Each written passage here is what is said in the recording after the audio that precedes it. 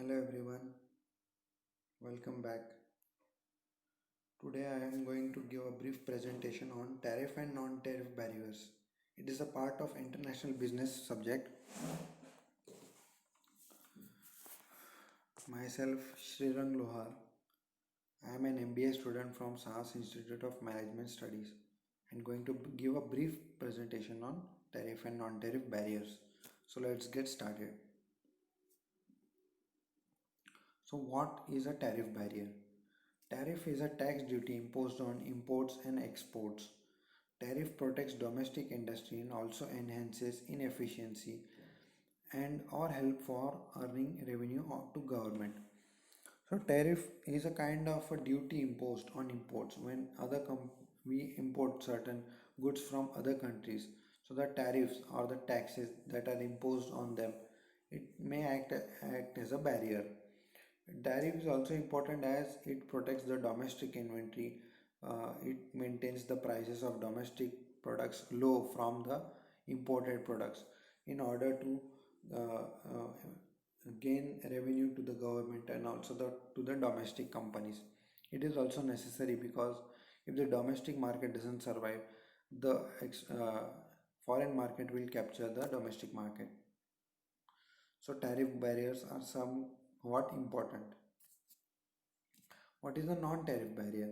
A a second category of government interventions trade include non-tariff barriers. Any government policy, regulation, or procedure other than tariff has the impact on restricting international trade or affecting overseas investment is a non-tariff barrier. So the barriers other than the tariff barriers, which are not included in tariffs or taxes or any direct interventions by the government, are included in non-tariff barriers. These may be many factors. Why is it necessary? If export is maximum as compared to import, then it will lead to have economic growth and development. So it is necessary to reduce the imports by having some restrictions like tariff and non-tariff. When we import goods or services from other country, we have to pay custom duty. Then because we have paid the tax, the price will be high.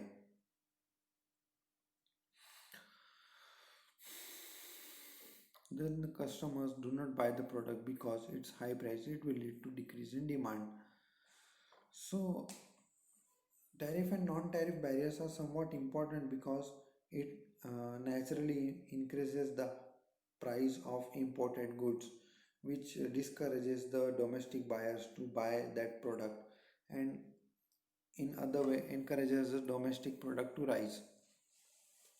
So the customer do not buy their product because of its high price, and it leads to decrease in demand of imported goods.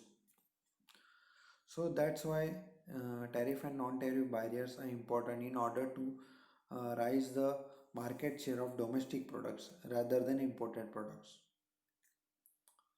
When demand decreases, import reduce, and when imports reduce, customers buy the goods and services from domestic market and from local industry. That leads to have economic growth. Ultimately, we can protect our domestic market and local industries. So that's why in order to protect our local industries and domestic market, barriers are necessary, whether it may be tariffs or non-tariffs, but it helps the customers or the buyer to encourage to buy domestic goods, which helps to grow for the revenue of the government and for the domestic market. What are the objectives of tariff and non-tariff barriers? So the objectives are to protect the domestic market and local industries, to protect economic against dumping, to promote research and development, make BOP, mobilize revenue. So overall, the main aim of tariff and non-tariff barriers is to protect the domestic market and to protect the government, to protect us, who is the domestic buyer, to grow for his growth. What are the types of non-tariff barriers?